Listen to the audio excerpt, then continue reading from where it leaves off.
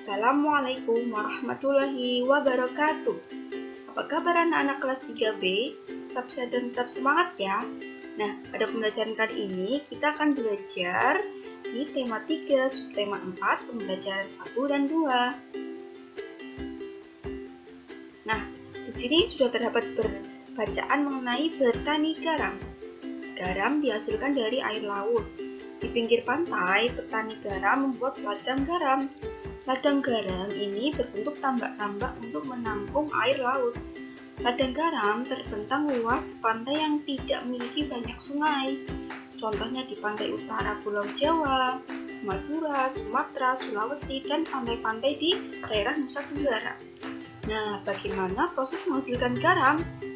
Nah, ayo kita simak. Yang pertama, petani menyiapkan petak-petak tambak. Nah, tanah di dalam petak tambak terlebih dahulu harus dipadatkan.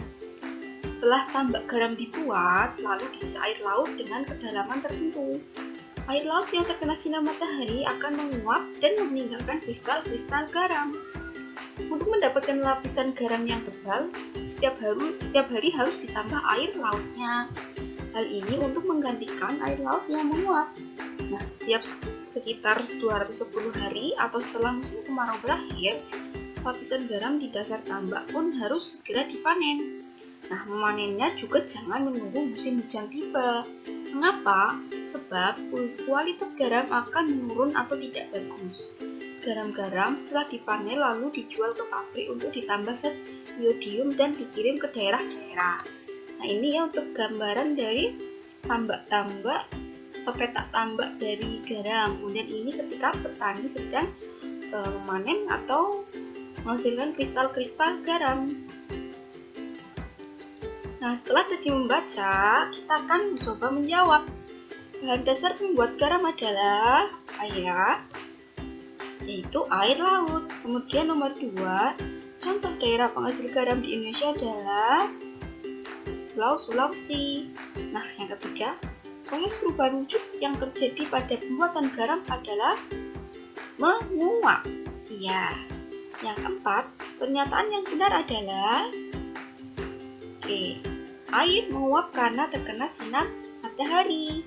Nah, waktu yang diperlukan untuk memanen garam adalah 210 hari. Nah, selanjutnya anak-anak akan mengamati.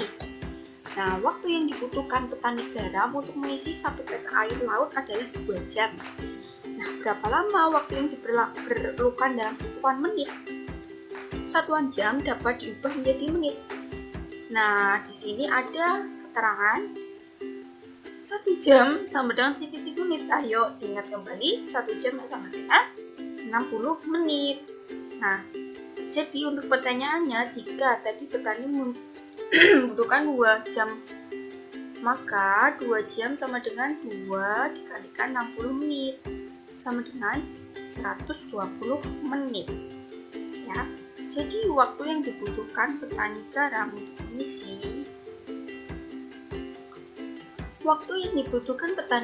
untuk mengisi satu petak air adalah 2 jam. Terus yang ditanyakan berapa lama waktu yang diperlukan dalam satuan menit. Nah, perlu anak-anak ingat kembali 1 jam sama dengan 60 menit. Maka cara penyelesaiannya adalah ketika yang ditanyakan 2 jam, maka kita kalikan 2 dikali 60 menit.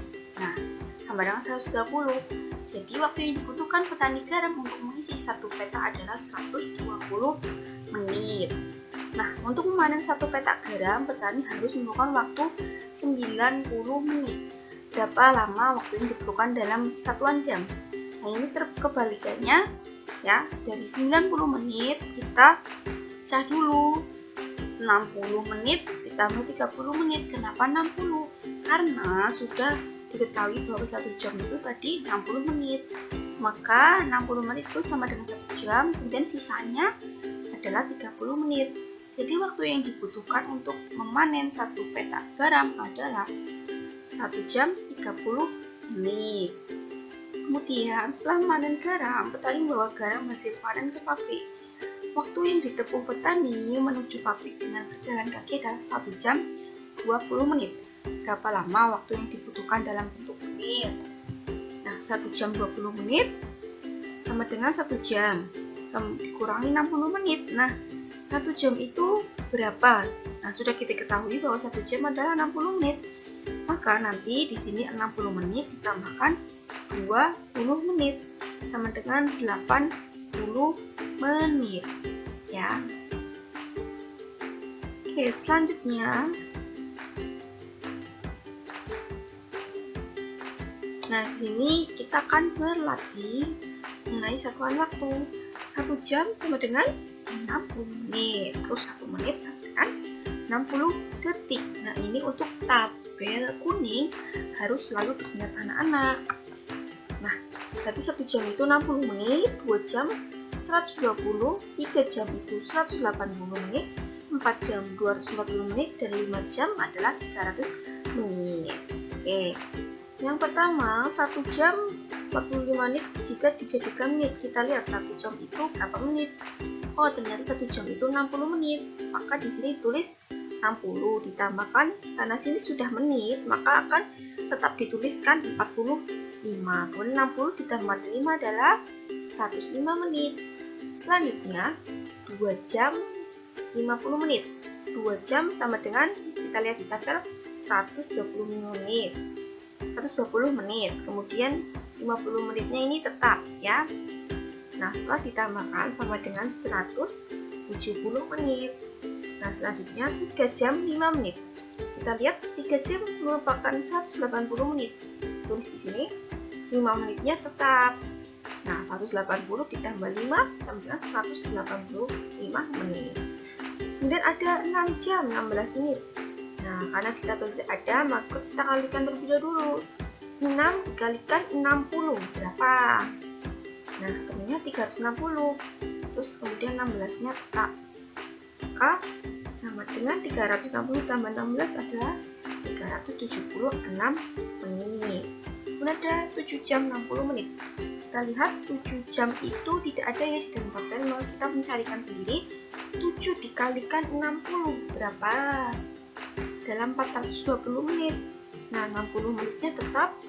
Jadi 420 ditambah 60 menit sama dengan 480 menit. Nah, selanjutnya kita akan mengubah dari satuan menit menjadi jam. Nomor 1, pilih 70 menit. Nah, kita lihat tabel di samping ini.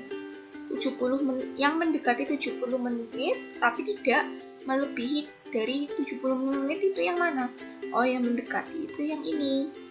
Maka 70 menit itu masuknya 1 jam. Nah, sisanya berapa? Nah, karena ini 60 menit, maka 70 dikurangi 60 itu 10 menit. Jadi, karena 60 menit itu 1 jam, maka dirubah menjadi 1 jam 10 menit. Nah, nomor 2, 180 menit. Nah, yang mendekat 180 menit yang mana? Yang ini ya. Maka di sini ditulis dulu 120. Nah, 160 dikurangi 120 hasilnya berapa? 40 menit. Nah, karena tadi 120 menit itu 2 jam, maka di sini tuliskan 2 jam 40 menit. Nah, selanjutnya 214 menit. 214 menit itu yang mendekati adalah yang ini ya. Nah, karena yang 4 jam itu sudah melampaui, jadi tidak. Yang mendekati itu yang ini, 3 jam sama dengan 180 menit. Maka di sini tuliskan 180. Nah, 214 dikurangi 180 adalah 34 menit. Nah, maka jawabannya karena 180 menit itu maksudnya 3 jam, 214 menit sama dengan 3 jam 34 menit. Nah, selanjutnya 330 menit. Yang mendekati itu adalah ini ya. Maka kita uraikan dulu 300 menit, kemudian sisanya berapa? 330 dikurangi 330 menit. Maka 330 menit sama dengan, karena 300 menit sama dengan 5 jam, maka di sini 5 jam 30 menit. Nah, selanjutnya 420. Nah, karena ini di sini sudah tabelnya cuma sampai 5 jam, kita cari sendiri. 420 menit dibagikan 60 atau berapa yang mendekati dari 420. 60 kali berapa? Oh ya, sini dikalikan 7, berarti 420 menit sama dengan 7 jam. Ya.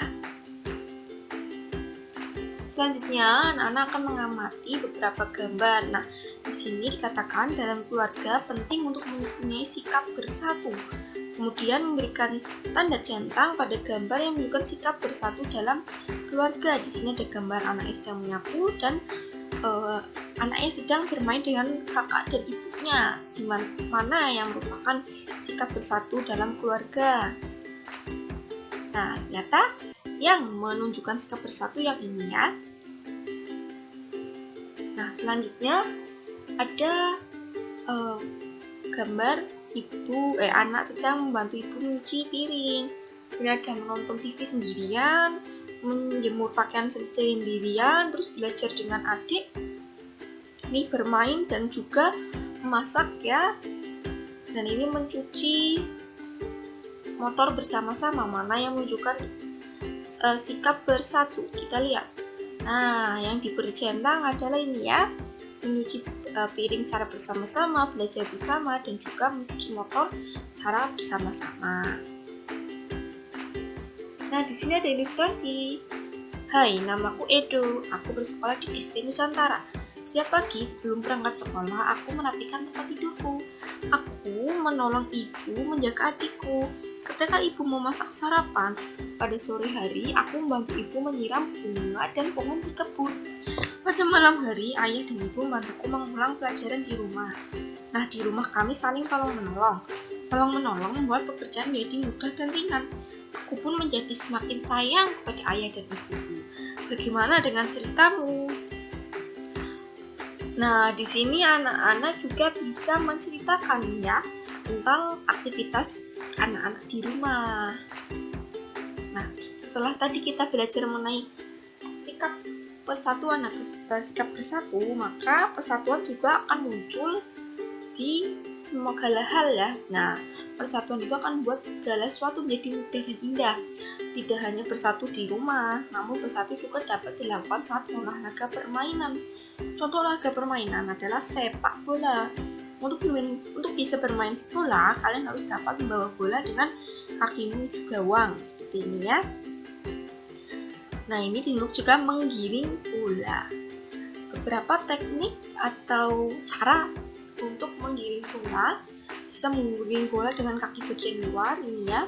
Menggiring bola dengan kaki bagian dalam, ini dalam, dan menggiring bola menggunakan punggung kaki. Nah, ini bisa dilihat gambarnya ya anak-anak. Oke. Sekian materi yang dapat Bumet sampaikan, semoga bermanfaat. Assalamualaikum warahmatullahi wabarakatuh.